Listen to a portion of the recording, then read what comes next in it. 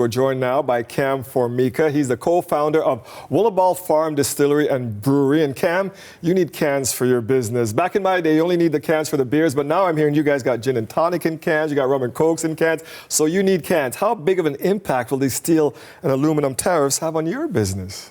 I mean, pretty sizable. Even given our scale, we did about 1 million cans last year. Wow. So, and this is a small and we're a small business, right? So I think that, as we continue to grow, adding 25% potentially on top of our already expensive, cost of goods, it's going to add up quick. Do you have any options? Can you go to like glass or something else for these products? Yeah, unfortunately, a lot of the industry has moved to aluminum cans.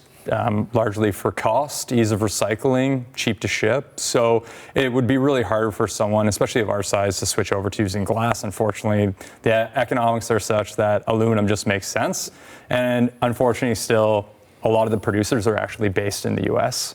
So we get the vast majority of the cans for small breweries and distilleries from the US and Canada. And that seems strange because we send it over there, then they make the can and they send it back to us. We do need to figure out a way to maybe do it all in Canada because some of the ore that's being used is actually from Canada. It crosses the border and comes back to us. So how challenging is it for a small business like yours in an environment like this? Because the cost, you don't have a lot of wiggle room, I would take it. For sure. We don't have a lot of wiggle room. We already have high costs because we don't have the economies of scale that the bigger producers have.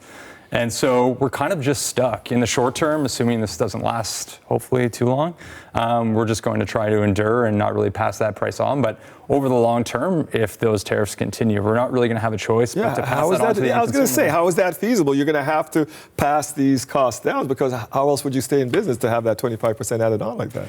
We're not going to be able to, ultimately. I mean, again, given the sheer amount of product that we're sending out in cans these days, there's unfortunately not a lot of alternatives in the long term.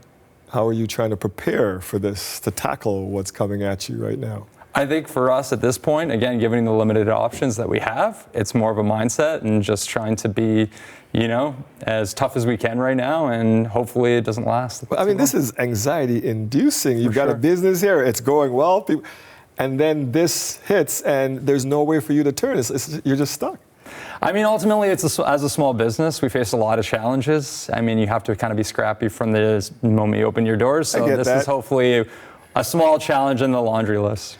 I mean, what are you looking forward to and hoping to see in the future? Just that this isn't happening, because it seems like this uncertainty is here to stay with our next door neighbors right now. I mean, given the fact that we produce so much aluminum here, it would be really nice to see a can supplier pop up in Canada and give us the opportunity to buy Canadian cans, because I think given the option we would, and we just don't have that option available to us right now. As a business, what are you looking for from your political leaders in this fight? What kind of help are you looking for? I think just opportunities for small businesses. Obviously tax incentives would be great, but given the nature of our business, I just think that some of the pricing that we're paying for our cost of goods are just so high. Any type of relief we could have to get our costs back in order. Pretty much since COVID, a lot of our costs have jumped, 40% plus, and haven't rebounded. And you tack on additional tariffs, and we just need some relief. You heard about the interprovincial trade, and somebody like a distiller in BC trying to sell in Ontario and vice versa. What do you think about those limitations? Do we need to get rid of some of these interprovincial barriers? I think that would definitely help. I think having the opportunity to compete on a national scale would be great. I know that there are a lot of restrictions around alcohol specifically, but if we could overcome some of those or make it easier, that would be an opportunity that we'd be very much interested in pursuing. Before I let you go, how worried are you about this for your business? We're trying not to think about it. Really? We're trying to stay positive. We're going into the warmer months, and we're just going to focus on that. It's that bad. Yeah. Thanks for this, Cam. Appreciate it. Cam Formica, he is the co-founder of Willibald Farm Distillery and Brewery, and we were talking to him today about what this aluminum tariff is going to have on his business. Thank you, Cam. Thank you.